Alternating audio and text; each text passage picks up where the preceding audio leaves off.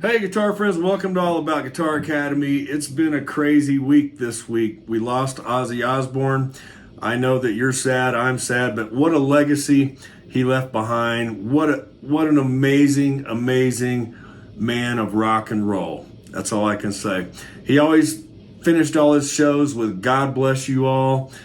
He put all of his heart and soul into everything he did and left behind all of that wonderful music. So today we're going to be looking at a very small piece of Ozzy's legacy, and that's the song Paranoid.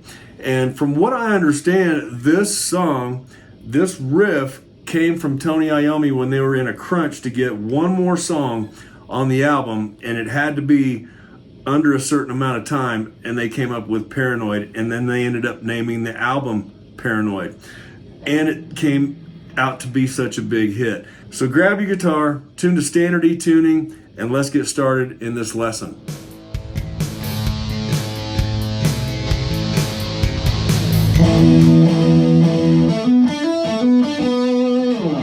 All right, what an awesome riff. I mean, this is going to be a short video because it's a short song and there's not a whole lot to this song, but what's really cool about it is the riff. Tony Iommi on his Gibson SG just jamming this thing. It's such a cool song. So anyway, I'm gonna quit talking. Here we go. So the opening riff, you'll see we're way up here on fret number 12. And we're playing an E5. So in other words, could play it down here, but the way Tony's playing it, he's up here on fret number 12. So what we've got going here, we've got our index finger on the double dots here on the 12th fret of the low E string, and then on the A string, string 5, we've got our third finger way up here on fret number 14. So it sounds like that. And these are the settings for my Marshall DSL-40 that I'm playing straight into, no pedals or anything, from my Epiphone Alex Lifeson signature L Les Paul. If you want to get one, check the description. But anyway, it starts like this. Now, a lot of guitar players play it like this.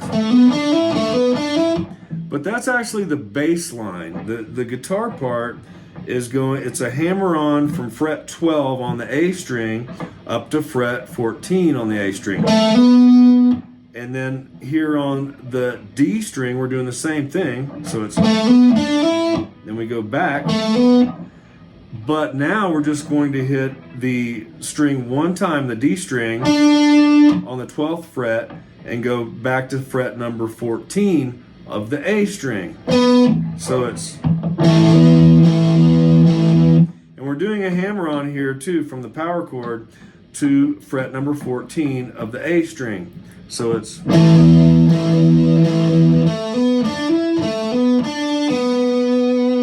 right, but he's doing it really fast.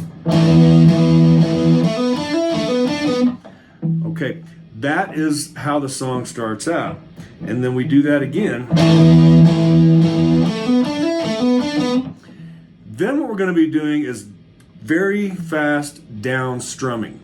And we're also going to want to do some palm muting with our palm. And I like to keep mine right down here near the bridge.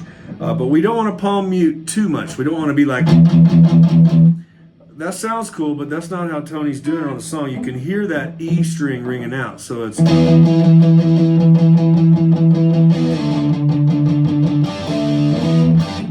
so what's happening there, we're down strumming quickly. We've got a little bit of palm muting going on. We're playing this power chord on fret 12. Then we're going to come down to fret number 10 and make the power chord here. So we're going to move our index finger and our third finger down towards the floor, one string over, and then come back towards our face, towards the ceiling with the power chord, and then come back up to fret 12 with that power chord. And now we've already got our finger barred here on this 12th fret, So technically you can play the next part with your index finger already barred. With mine, because of the injuries I've had, I do need to move my index finger up a little bit, and then I bring it down here. And I play string number 4, 3, and 2. So it's right here on the 12th fret. But keep in mind, you can bar it and just play those 3 strings like that. So let's start the riff again.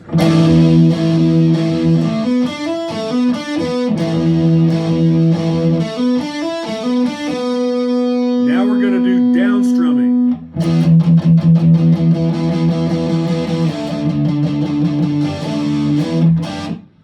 All right, so it's just very fast action, but very simple power chords. We're just moving down here, over one string towards the floor with our power chord, back up towards the ceiling with the same power chord, back up to fret number 12, and then we're hitting these 3 strings here, string 4, 3, and 2.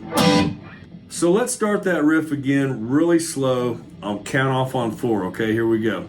1, 2, 3, 4.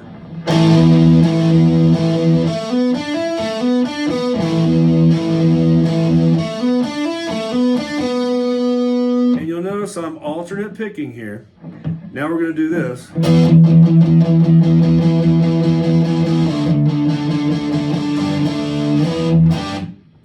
Very little hand movement going on here. We're just going from this power chord to this power chord without really moving our hand too much. Then we're coming back up and then hitting this. All right, riff one more time, regular speed.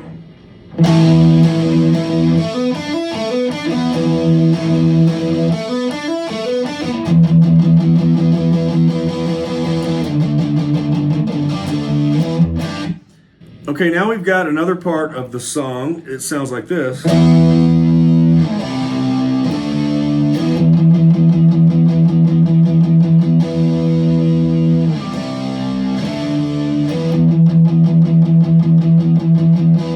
And what we're doing there, we've got a lot of down strumming going on, but the timing is that we're going to hold these chords. We're going to go from fret number 12, E5 power chord,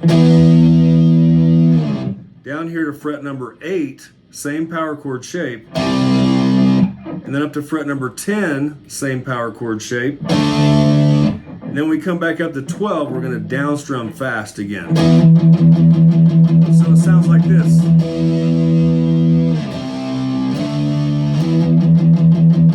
Go back into the lyrics.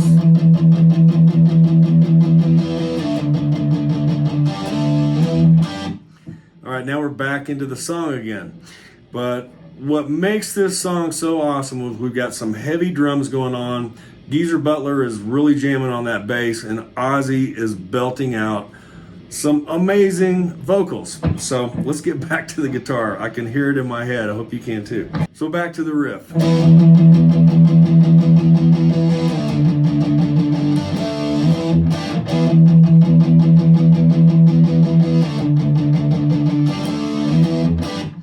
Okay, we have another part where we hold the chords a little bit longer. When Ozzy is singing, "Can you help me?" We're up here on fret 12 again with the E5. Can you help me? Come back up. Oh yeah. Then we go right back into the...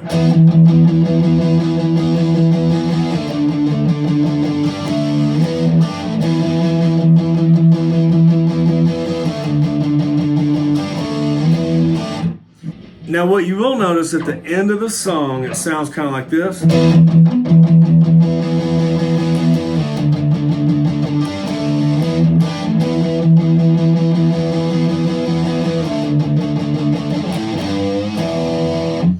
All right, so what we're doing is we're coming from way up here, down here, and ending on this E5, and pulling on this G. And the way that I used to play this in a band, it was just one guitar, we do it like this.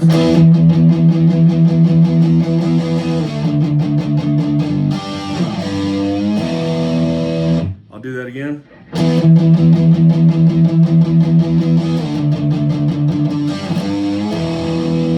So it's a very quick action down to the other end of the fretboard, ending heavy on that low E5. What an amazing song though. I hope it did it justice today, and I hope that you learned to play the whole song. Rest in peace, Ozzy. Appreciate all the music you gave to us. And I'll see you guys and gals in the next video right here. This is what I would watch next if I was you. See you there.